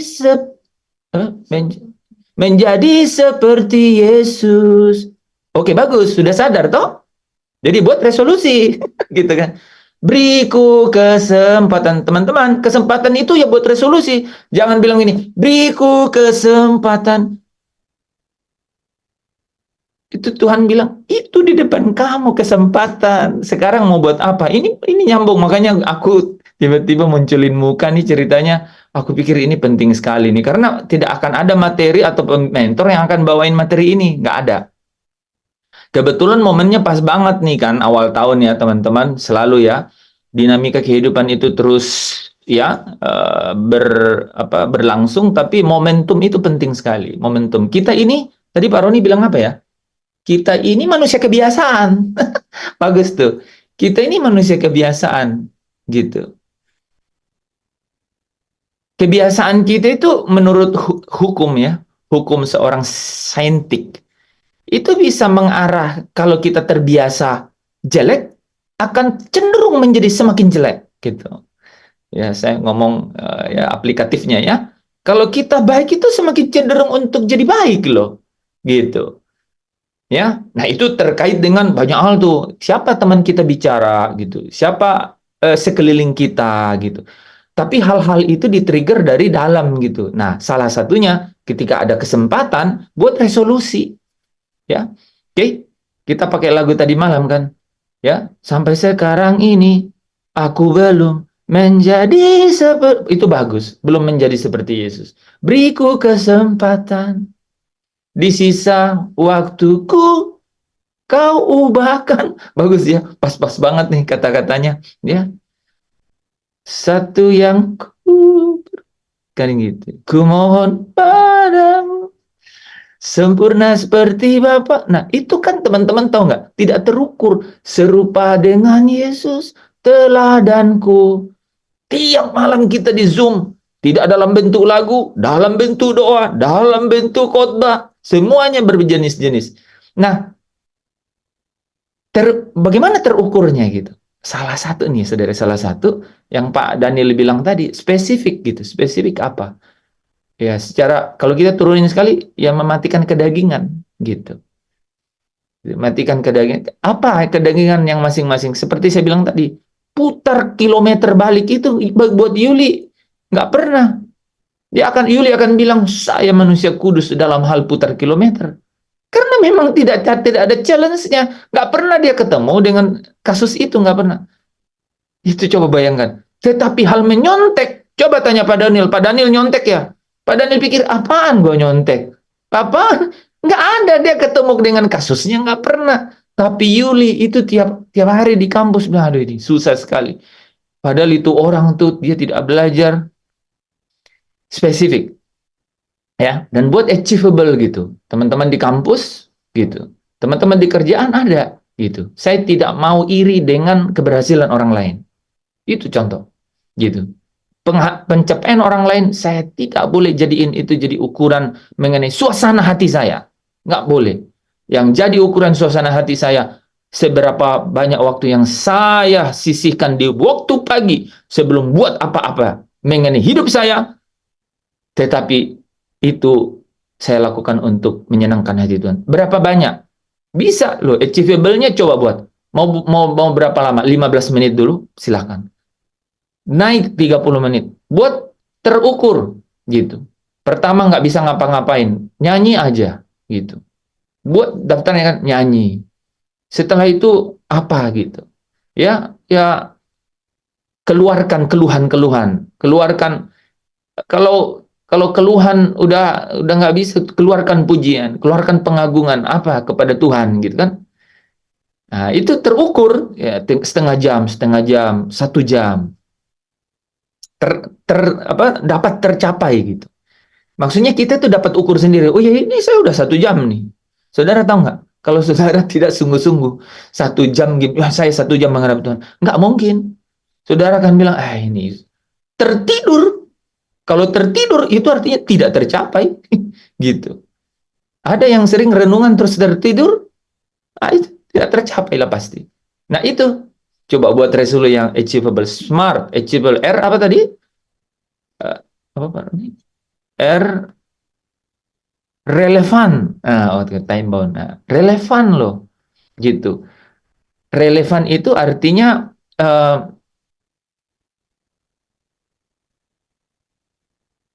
relevan apa Pak Roni? Relevan tadi sudah dikasih contoh sama Pak Hens buat Oh, eh, apa kok Pak Daniel nggak beda. cocok, nah buat Yuli Iya. nggak cocok. Iya. Nggak relevan kalau Bu Yuli bilang, saya Heeh. bilangnya saya juga tidak akan Iya. memutar balik kilometer, nggak relevan itu. Iya. Betul. Jadi Masing-masing cari yang cocok lah. Juga tadi ada juga nih contohnya yang konkret aja. Saya habis makan boncengan, ngumpul di depan showroom nih, ngumpul, di videoin lagi. Saya kurang lebih 10 menit, saya dengerin omongannya udah nggak beres. Omong bukan ngomongin mobil, ngomong yang aneh-aneh deh. Ngomongin cewek apa. Saya ajak, man, pulang man, di videoin lagi. Ada yang jahil video, dikirim ke saya, kirim ke mana. Saya bilang pulang aja. Nih, udah mati saya ini ngomongannya udah nggak beres. Bukan soal mobil, ngomongannya udah ngelantur lagi sepi. Pulang man. Di video dikirim ke saya. Ada foto saya pulang. Itu yang real loh. Itu real. Kayak ngumpul-ngumpul begitu, itu paling gampang itu. Barusan tadi tuh. contohnya tuh Pak Daniel jadi buat ini kan, buat satu resolusi. Tahun 2024 ini saya tidak mau kumpul-kumpul lagi dengan komunitas ini gitu. Teman-teman gitu contohnya. Terus kalau bisa nih ya, dan pasti bisa. Kasih ayat di situ. Misalnya yang tadi itu. Kan Mazmur 1 ayat 1 sampai berapa tuh? 5 kan? Gitu. Ya, betul ya? Kan gitu. Janganlah 1 berdiri sampai 3. janganlah berdiri dengan pencemooh gitu kan gitu. Iya. Jangan berdiri dengan apa? Berkumpul dengan orang fasik gitu ya. Nah, Duduk, berjalan, berdiri. dalam kumpulan orang fasik gitu kan. Gitu. Itu contohnya kasih ayat gitu, kasih ayat. Benar-benar. Nah, teman-teman ya, singkat aja ya. Ini waktunya nggak banyak. Jadi coba ya. Saya yakin nggak ada lagi mentor nih, dan Pak Roni mungkin nggak ulang juga nih materi ini kan. Ini momennya masih Januari. Coba buat resolusi, gitu. Teman-teman buat resolusi, ya. Coba buat resolusi. Terus kita bahas nanti resolusinya apa, gitu. Itu praktis sekali itu. Kalau kita dengerin terus itu namanya bebal Pak Ene. Kita udah tahu itu kagak beres. Kita dengerin terus. Bebal itu namanya. Ya Pak Roni ya. Nah, Bebal betul. itu namanya. Sayanya yang bebal. Benar. Tegar tengkuk. Sayanya bebal. Iya, udah tahu udah ini. Saya bilang pulang. Kalau saya nongkrong situ terus. Bebal sayanya. Nafsu daging saya masih ada di situ. Iya, jadi gini Pak Daniel, kita harus punya sikap hati gitu, dan punya sikap hati dan punya keteguhan untuk benar-benar untuk keluar dari situ. Iya, nah, betul. Secara praktis kan kita bisa ngomong nih, secara praktis buat resolusi, gitu, buat resolusi. Ini 2024 kan nggak bisa kalau ke situ lagi ya sama aja. Oh iya, betul. Mesti ada tulisannya, saya ada, benar ada. Gitu Pak Daniel. Gue nggak mau lagi kan, ini mohon maaf nih. Ini bagus banget ini ya. Ini bagus banget nih Pak Daniel mengangkat satu contoh nih loh teman-teman. Sudah sering kali Pak Daniel cerita ini di Zoom ya. Nah, caranya adalah memang menjauhi komunitas itu. Gitu. Harus menjauhi gitu. Kalau enggak ya terseret dalam putaran arus itu gitu. Lagi. Kasih ayatnya Pak, gitu. Ya, itu murid-murid aja disuruh begitu, kebaskan ya debu di kakimu dan tinggalkan gitu. Ya, kalau itu jelas-jelas akan menyeret Pak Daniel untuk masuk ke hal-hal yang namanya memupuk kedagingan gitu. Kan Pak Daniel kan ngerasain. Iya ya. Kalau dengar lagi, coba ini ya, Pak Daniel pasti bisa ini ya. pada saat lihat, pada saat dengar, keinginan untuk mendengar, kedagingan itu juga cocok sama barang itu. Benar nggak? Pengen dengar juga, cuman di tengah-tengah perjalanan, di tengah-tengah ngomongan gitu, Roh Kudus bicara kan, ini udah nggak benar. Tapi telinga secara kedagingan pengen dengar. Oh, tapi saya enggak Pak Hen. Saya kagak mau gituan. Saya dengar begitu, pulang. Yang anehnya tuh di videoin lagi ada.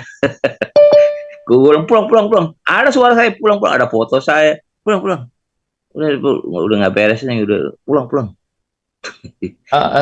Tapi sering kan udah sering nih Pak Daniel cerita itu. Kenapa Pak Daniel ke situ lagi? Kagak, habis makan kan ada diboncengin, habis makan naik motor. Ini mampir dulu ke showroom Batu Ceper P2000.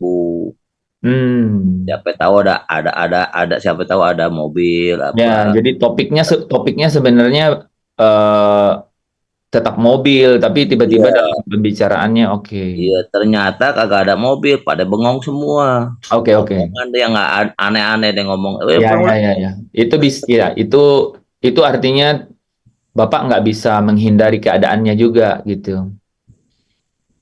Ya, tapi ya itu kan ada orang jual mobil yang tidak cerita-cerita gitu.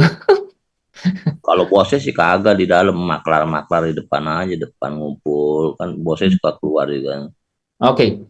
Itu aja, Pastor. Jadi materinya sebenarnya follow up-nya bagusnya buat kita buat resolusi gitu. Masih ada Pak, pertanyaan satu di kolom chat. Apa mengenai resolusi? Saya izin bertanya, untuk mengubah perilaku kita tergantung juga dengan lingkungan sekitar kita. Pertanyaan saya, bagaimana cara kita menghindari lingkungan yang menurut pandangan kita kurang bagus tanpa menyakiti perasaan orang yang kita temui?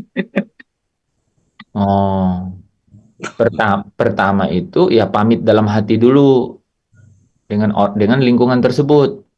Ingat ya, pamit dalam hati dulu dengan lingkungan tersebut. Artinya secara di dalam itu sebenarnya kita memang nggak suka gitu. Itu kalau nggak mau melukai kan, itu harus mulai dari dalam dulu. Itu kalau tidak mulai dari dalam, tidak akan pernah ada keinginan yang kuat gitu. Waduh, dengan keinginan yang kuat aja belum tentu bisa gitu. Di sini tuh saya lihat bahannya tadi komplit kan. Intinya gini nih. Secara praktis harus buat resolusi itu. Nah, resolusi itu berasal dari mana? Dari dalam hati dulu. Punya keinginan yang kuat untuk melakukannya. Nah, apa bukti bahwa kita punya keinginan yang kuat? Ya buat resolusinya. Itu jangan jauh-jauh mengenai yang jahat tinggalkan, yang baik lakukan. Misalnya harus baca Alkitab tiap hari gitu. Ya kan itu resolusi kan gitu. Terus bukan hanya baca misalnya. Setiap baca saya harus mengambil ya 2 tindakan nyata dari bacaan itu. Terus saya harus menyampaikan kepada minimal 1 orang mengenai hal itu gitu. Kan real itu. Nah, coba nih teman-teman yang sudah lama di sini kan. Saya ingin mengajak 1 orang saja di dalam 1 bulan ini untuk ikut baca Alkitab sama seperti saya membaca Alkitab setiap hari. Coba gitu. Itu resolusi kan gitu. Nah, jadi kalau mengenai lingkungan itu pertama ya dari dalam hati itu, dari dalam hati harus pamit duluan sehingga dari situ muncul ketetapan hati yang kuat gitu. Itu dari dalam ya. Kemudian yang kedua, memang kalau sudah secara ekstrim jauhilah mereka itu, memang harus begitu. Misalnya di tempat pekerjaan. Tempat pekerjaan itu tidak mudah karena kerja, gitu kan? Dan kalau artinya menghindari ya keluar dari tempat pekerjaan itu tidak mudah, gitu. Tidak mudah. Tapi bagaimana supaya dapat mengendalikan situasinya? Ya caranya adalah memperkuat kendali yang dari dalam atau kekuatan yang dari dalam, gitu. Gitu kan, cuman masalah ini kan, move or the move, kita terpengaruh atau kita mempengaruhi, kan itu aja kan. Nggak ada orang yang netral, nggak ada. Ada orang yang merasa netral itu sebenarnya dia sedang dipengaruhi, gitu. Itu dari saya, Pak Roni. Iya, ada beberapa contoh real gitu ya. Saya sama Pak Hens itu masuk di dalam satu grup contoh ya. Satu grup X perusahaan lama begitu.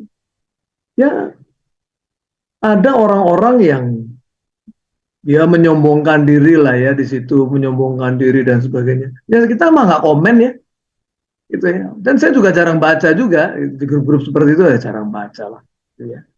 Jadi bukan menolak ya, bukan kemudian kita menghindari mereka. Nah, kalau kamu menghindari mereka, kapan kita punya waktu untuk menunjukkan bahwa kita menanggapi sesuatu dengan cara yang berbeda gitu. Ya, kalau kita jadi begitu kan kayak orang ya kita kayak bertapa di hutan aja nggak ketemu orang. Ya, kalau kita bertapa di hutan nggak ketemu orang ya nggak ada godaan sama orang lain gitu. Tapi ingat bahwa jendela jiwa kita kan dari telinga, dari mata, apa yang kita lihat, apa yang kita dengar. Itu yang akan mempengaruhi jiwa kita ya. Dan kita bisa mempengaruhi orang lain dengan apa yang kita ucapkan, apa yang kita lakukan. Jadi sebetulnya tergantung konteksnya kita ada di mana gitu. Oh, kalau di sekolah tentu kamu nggak bisa dong. Waduh, ini teman-teman di kelas mau begini, saya nggak masuk sekolah aja. Kalau begitu kan nggak bijak, ya. Tapi tentu dalam kelas itu fungsi kita yang terutama kan bukan mencibir orang lain, membuli orang lain, yang melakukan hal-hal yang menyakiti orang lain. Tapi tujuan kita belajar. Selesai belajar, ya sudah, pulang, gitu ya. Nah ini kan kebanyakan masalah kenapa setelah belajar apa nongkrong gitu. Nongkrong, ngobrol sana, ngobrol sini, maka kemudian terjadi hal-hal yang tidak nyaman ya di dalam pergaulan. Begitu juga tadi Pak Ains bilang dalam pekerjaan. Apa yang kira-kira membuat bermasalah dalam pekerjaan? Orang korupsi waktu, ya, waktunya kerja buat jalan-jalan, waktunya istirahat buat kerja, jadi kebolak-balik semuanya. Yang waktunya harusnya tidak bekerja jadi bekerja itu biasanya orang apa? Nyuri uang dari lembur. Ya, banyak orang begitu. Pas jam kerja dia nggak kerja, nanti nunggu aja biar lembur gitu kan. Wah kelihatannya hebat bener ini salah kata bos nih lembur nih. Nggak tahunya dia cari duit tambahan yang sebetulnya dia nggak produktif gitu. Ya itu begitu nanti di pekerjaan banyak gitu yang model-model begitu ya. Nakal-ngakalin begitu. Tapi ya kita tunjukkan kita nggak begitu. Kita punya integritas gitu. Jadi justru sebetulnya ada momen kita punya kesempatan bukan untuk menghindari sebetulnya, tapi untuk menunjukkan yang benar itu begini loh.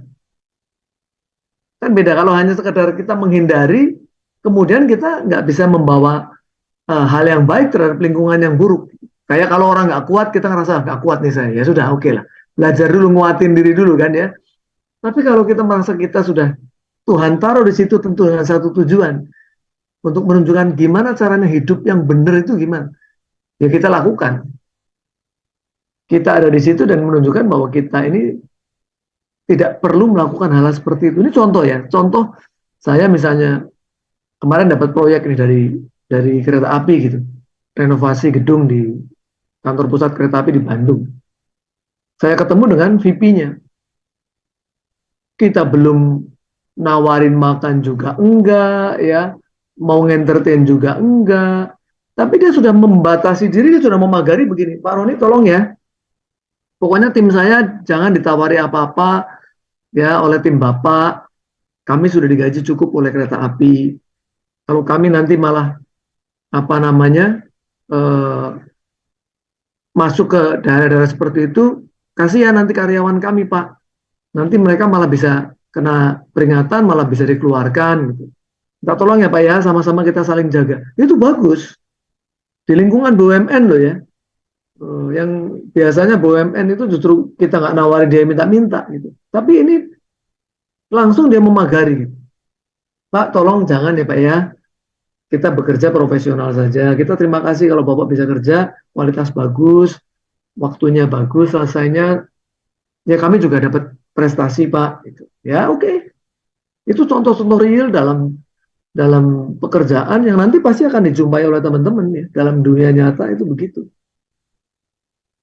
Jadi saatnya kita bisa naik, yang tadi kan kita ngomong kita naik level. Ya. Kalau levelnya kita biasa-biasa kan, uang kita nggak suka kita pergi. Tapi kalau levelnya sudah naik, kita masuk ke situ, kita menunjukkan teladan hidup yang benar itu seperti apa. Kita nggak ngomong yang jelek-jelek. Itu ada di dalam. Kalau kita masuk ke toko buku rohani, mereka nggak naruh ada dirty jokes gitu ya. Wah ya, guyonan-guyonan yang nyerempet-nyerempet hal-hal yang nggak bagus gitu. Tapi ada apa? Good white jokes. Ya, ada guyonan yang nggak ada urusannya sama hal-hal yang mengarah ke hal-hal yang buruk gitu ya. Itu kadang-kadang mengkritik kita sendiri ya. Itu kita bisa tetap lucu tanpa membuat orang jadi buruk secara pikiran begitu ya. Kita nggak main kata-kata yang kotor atau membuat pikiran orang jadi kotor. Banyak kok gitu. Jadi caranya banyak. Sebetulnya untuk tetap kita menjadi bagian dari komunitas dan orang bisa melihat, oh kalau ngomong sama si A, kita tetap enak, tetap nyaman, walaupun omongannya hal-hal yang baik gitu, yang bersih, yang membangun, yang menyemangati gitu ya. Jadi it's a matter of choices ya, itu pilihan lah, ya itu pilihan kita. Kalau kita memang ditempatkan Tuhan di situ, tanya Roh Kudus ya, saya harus menghindari ini atau memang Tuhan tempatkan saya di situ. Ya, itu paling cocok itu. Bagaimana Roh Kudus memimpin kita. Ya, terima kasih. Itu Pak. Ya, semakin banyak ya teman-teman. Yanti, jadi kalau mau sedikit summary ya, buat 3 klasifikasi. Yang pertama, Yanti kan bilang bagaimana, kan perubahan kita tergantung lingkungan juga. Ini kata-kata yang harus hati-hati pakainya tuh. Perubahan saya dan engkau itu tidak tergantung sama dunia luar juga. Gitu. Ini kan sering banget kita sudah pelajari. Memang orang yang belum menemukan, belum mencapai perjumpaan dengan Yesus itu, ya, dia akan terus mencari sesuatu di luar dirinya gitu. Tapi kalau dia menemukan sesuatu di dalam dirinya, yaitu Allah yang hadir di dalam dirinya, itu menjadi berbeda. Tuh, saya mulai dengan klasifikasi 1 itu. Orang yang belum menemukan identitas ini di dalam dirinya, Petrus menyebutnya waktu kelegaan. Orang yang belum bertemu waktu kelegaan, mau kemana saja, tetap jadi padang gurun yang gersang. Gitu. Kalau tidak disulap-sulap aja itu jadi pesta di padang gurun. Tapi orang yang sekalipun di lembah, gua tadi dengar tuh, sekalipun di lembah kekelaman, di tengah-tengah bayang maut, itu tetap menemukan sumber mata air di situ. Itu orang yang ketemu dengan waktu kelegaan. Jadi ingat ini penting sekali nih teman-teman, penting sekali. Cikal bakal awal, wah itu kata-katanya kurang apa tuh? Cikal bakal awal perubahan yang sejati itu adalah menemukan waktu kelegaan itu di dalam diri. Kalau tidak dimulai dengan itu pasti tidak sejati, saudara. Nggak sejati. Dia nggak punya foundation yang kuat, gitu. Tadi Petrus diceritakan, Petrus kayak gitu tuh, ya, tahu ya Yohanes 6 ayat 66 kan, setelah itu banyak dari murid meninggalkan Yesus. Jadi waktu 6 gitu, ya. Itu karena foundationnya dia tidak ketemu dengan waktu kelegaan itu, belum ketemu. Dan memang kenapa tidak ketemu? Kan Roh Kudus belum dicurahkan. Itu ceritanya memang. Bahkan Petrus para murid. Kan makanya Yesus bilang tinggal di sini. Nah, kita orang-orang yang hidup di zaman yang Roh Kudus dicurahkan itu. Nah, itu harus menemukan itu. Itu pertama, kualifikasi pertama itu, Yanti. Ya, teman-teman yang lain ya. Di situ bahwa perubahan itu harus benar-benar ditopang oleh apa? Oleh keadaan itu, bahwa you sudah menemukan kelegaan itu dalam perjumpaan dengan Sang Mesias itu. Harus itu. Ya. Itu dari, nah yang kedua langsung ekstrim yang tadi, ya, bahwa kalau memang itu benar-benar kelihatan bahwa itu adalah kumpulan orang fasik, memang udah harus dijauhi. Jangan coba-coba terus bilang ya, itu langsung dijauhi, ya. Ya, kita kan penginjilan, yang siapin ladang yang menguning itu bukan kita. Ya, Bapa yang tahu ini menguning gitu. Baru pekerjanya saudara dan saya dipanggil gitu. Tidak ada orang yang datang kepada Bapa kalau tidak ditarik oleh Bapa kepada dia. Jadi jangan berkata klise penginjilan. Itu udah kita lewatin itu cerita itu, ya kan? Nah, yang di tengah-tengah nih, itu kan yang sering kita abu-abu nih. Tapi Pak Roni tadi udah ceritain kan, gitu. Kita ada di dalam grup WA, ada di situ, gitu, ada di situ. Nah, tetapi kita tahu kan, gitu, bahwa kita punya foundation, terus jadi kita masuk ke situ, gitu. Kalau nggak punya foundation dan masuk ke situ, pasti terbawa arus, gitu. Jadi bagaimana caranya tidak terbawa arus? Bagaimana caranya tidak kemudian dikendalikan oleh lingkungan di sekitar kita? Hanya satu jawabannya. Saudara punya kendali yang sejati di dalam saya dan saudara. Itu saja, tidak ada jawaban lain, gitu.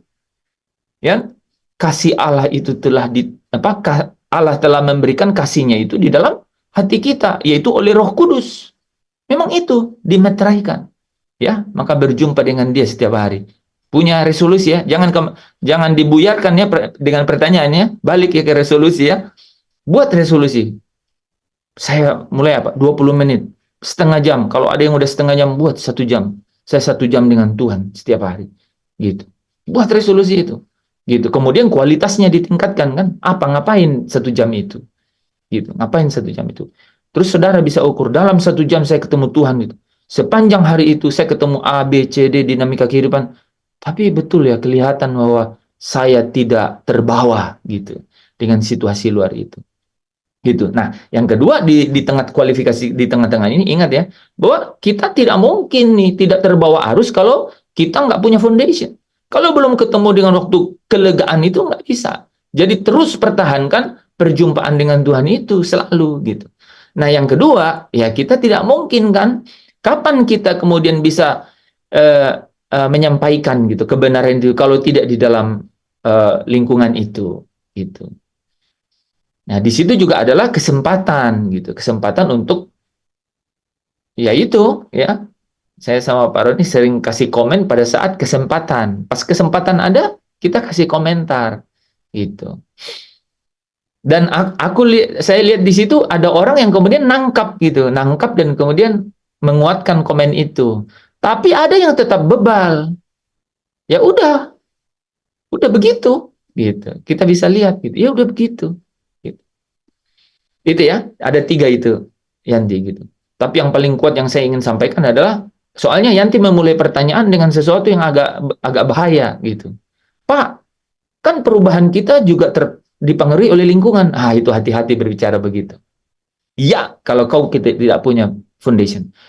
Iya, kau cari kenyamanan di luar kalau kau tidak nyaman dalam dirimu sendiri. Ya, saya ulang ya, kata seorang hamba Tuhan yang besar ya, dia bilang, kalau kau bilang kau punya Allah dan kau tidak bisa bahagia, ada yang salah dengan dirimu. Gitu. Kan? Gitu. Nah, ngerti ya? Nangkap ya Yanti ya? Jadi usahakan bahwa Tuhan itu cukup. Tuhan itu cukup. Gitu. Tuhan itu cukup. Wah, kalau sudah Tuhan cukup, kita keluar ke manapun, ya ada godaan. Apalagi ada daging jadi fasilitasnya kan? Jadi medianya. Iblis provokatornya. Apa yang bisa terjadi? Demo. Nah, kan?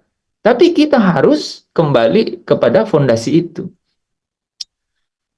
Ya, ini sayang waktunya udah ini teman-teman. Ya, kita sambung di itu waktu yang lain.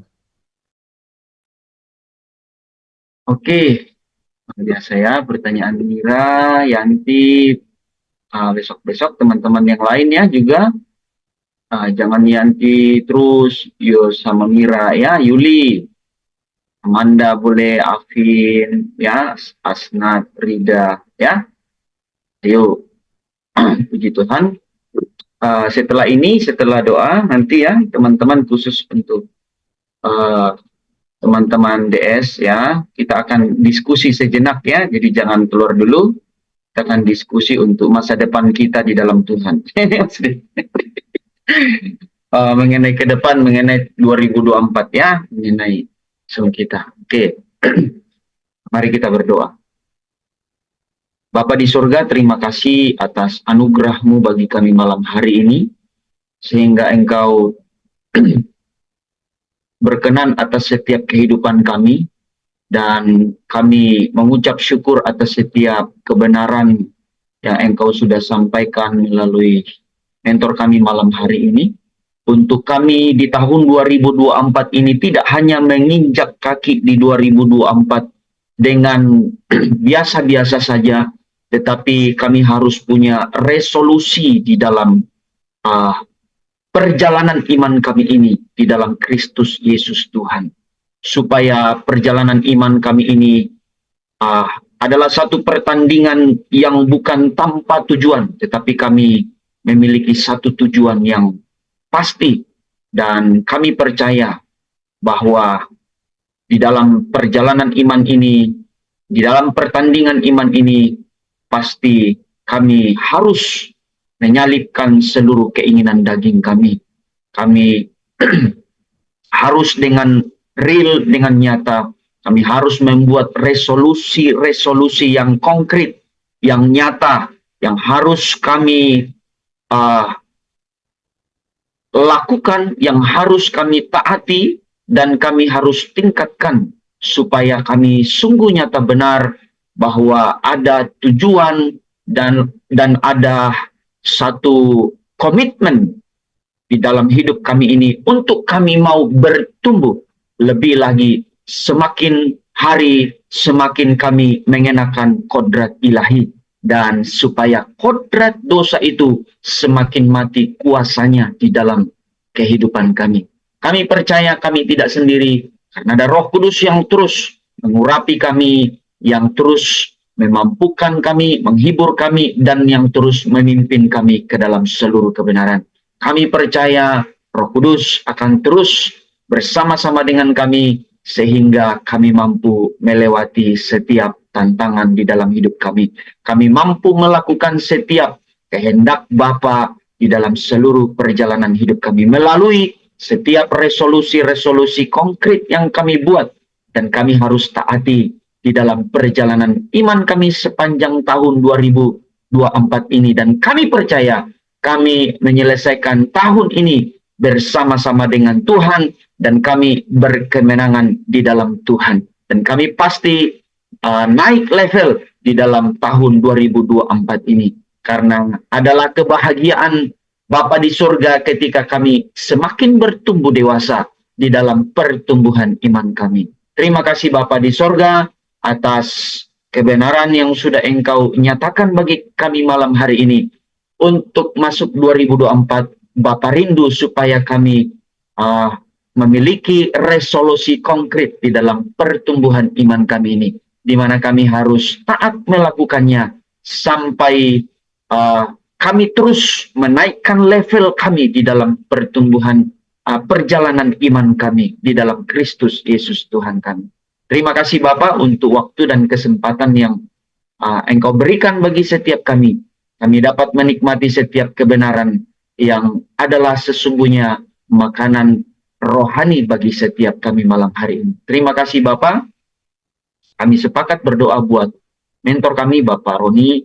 Biarlah Engkau yang menyertai sepanjang hidup hamba-Mu ini, anak-Mu ini ya Bapa, di dalam seluruh aktivitas hidupnya setiap hari. Biarlah Engkau yang menyertainya, Engkau yang membuat berhasil dan beruntung. Engkau memakai hamba-Mu ini, anak-Mu ini untuk terus menyampaikan isi hati-Mu kepada setiap kami di dalam wadah kami Zoom Discipleship ini. Terima kasih Bapa, biarlah segala sesuatu yang dikerjakannya di dalam kekudusan kebenaran Engkau yang membuat berhasil dan beruntung.